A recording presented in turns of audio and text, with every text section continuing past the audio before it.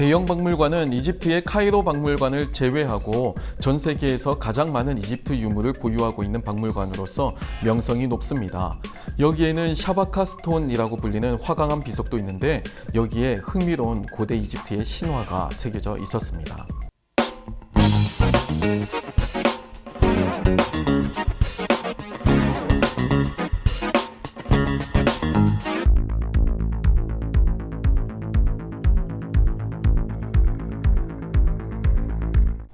당시 이집트는 오늘날 수단 지역인 누비아인들이 지배하고 있었는데 오랜 세월 누비아인들은 이집트 본토인들로 동화되었고 누비아 출신의 이집트 제25왕조의 파라오 샤바카는 그 누구보다도 충실하게 고대의 이집트 신화를 재건합니다.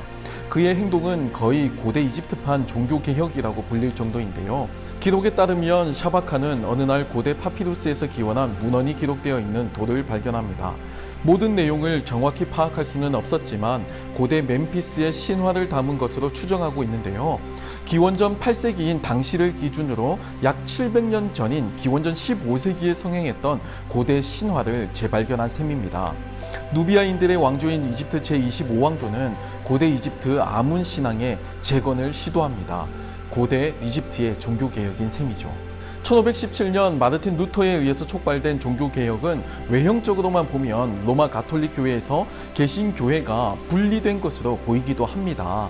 하지만 종교개혁이라고 하는 단어의 의미와도 같이 정통교회의 길에서 이탈한 로마 가톨릭 교회를 바로잡고 다시금 정통교회의 길에 서고자 했던 움직임이 이 종교개혁의 올바른 의미, 올바른 표현이 될 것입니다. 사실 마르틴 루터는 로마 가톨릭 교회와 분리할 생각이 없었거든요. 가톨릭 교단에서 루터를 파문하고 추교를 조치시킨 겁니다. 그러다 보니까 강제적인 분리가 이루어지게 된 것이지 루터는 결코 교회 분리주의자가 아니었습니다.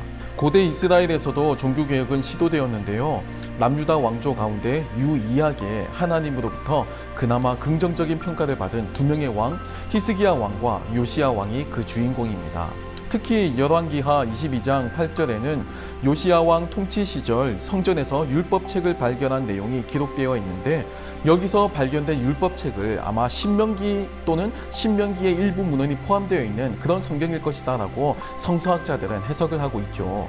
존스 홉킨스 대학에서 고대 근동학을 가르치는 카일 맥카터에 따르면 비록 히스기야의 개혁은 짧게 묘사되지만 실제로는 요시야 왕의 개혁보다 훨씬 더 광범위하고 중요했다고 합니다.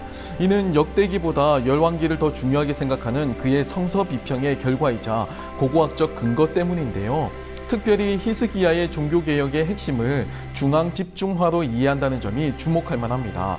하나의 성전, 그리고 하나의 종교라고 하는 모토와 같이 그는 예루살렘 성전을 중심으로 하는 여호와 신앙의 재건을 시도합니다. 성경에도 등장하지만 고고학적으로도 이스라엘은 각 지방별 산당들이 존재했습니다. 이러한 지방 산당은 이스라엘을 주관하시는 하나님에 대한 이해가 아닌 그 지방과 관련한 신으로 발전을 하게 되는데요. 쿤틸렛 아즈루드에서 발견된 기원전 8세기의 히브리어 비문에는 사마리아의 야훼, 그리고 테만의 야훼, 헤브론의 야훼 등의 이름이 묘사되어 있습니다. 여호와라고 하는 유일신앙은 있었지만 이것이 각 지역별로 토착화되는 그 과정 속에서 그 지역과 그 지방에 맞는 형태로 변형되었던 것인데요. 북이스라엘의 단과 베델에 세워진 금송아지 제단에서 볼 수 있듯이 지역별로 분리된 종교의식은 결국 신에 대한 이해도 전혀 다른 형태로 변질될 수 있음을 잘 보여주고 있습니다. 메소포타미아의 여신 이슈타르는 아수르의 아르벨라와 니느웨에 각각 신당이 있었습니다. 당시 메소포타미아인들은 여신 이슈타르의 존재는 하나라고 믿었지만 실제로 제사는 니느웨의 이슈타르와 아르벨라의 이슈타르에게 각각 행합니다. 중요한 조약이 있거나 아니면 전쟁을 앞두고도 이 두 군데의 이슈타르에게 각각 의견을 전하고 신탁을 구했죠. 이것은 하나의 신존재도 각 지역에서 예배의 대상으로서 토착화되는 경우에 독자적인 개체로 여겨지는 현상을 잘 보여주고 있습니다. 흥미로운 사실은 사무엘하 15장에 압살롬의 반역에 대한 부분에 각 지역별로 존재하는 여호와 신앙이 발견된다는 것인데요. 압살롬은 암논을 살해하고 그술로 도망갔다가 다시 예루살렘으로 돌아와서 다윗 왕에게 나아가기까지 4년을 가택연금 상태에 놓이게 됩니다. 성경 원어를 자세히 보시면 이 부분이 조금 이상한데요. 한글 성경에서는 정확하게 드러나지 않지만 히브리 성경에서는 압살롬은 헤브론에서 여호와께 서원한 것을 이루게 해달라고 간청하고 있습니다. 그런데 그 다음 절에서는 서원을 아람 그술에 있을 때 했다고 나오죠. 압살롬이 여호와께 서원을 한 그 사실은 분명해 보이는데 그 서원을 한 그 장소가 헤브론인지 아람 그술인지가 이 히브리 성경에는 명확하게 나타나고 있지 않습니다. 카일 맥카터는 여기서의 이 헤브론을 여호와를 수식하는 단어로 해석하고 있습니다. 그러니까 압살롬은 아람 그술에서 헤브론의 야훼께 서원을 했다는 것이죠. 그러니까 서원을 한 장소는 아람 그술이고 거기서 압살롬이 서원을 한 그 대상은 여호와 야훼이셨지만 그 야훼는 온 세상을 통치하시는 유일신 그 야훼라기보다는 헤브론을 지키는 헤브론의 토착신 야훼인 것입니다. 각 지역별로 토착화되는 신개념은 독립된 개체로서 서서히 이해되기 시작합니다.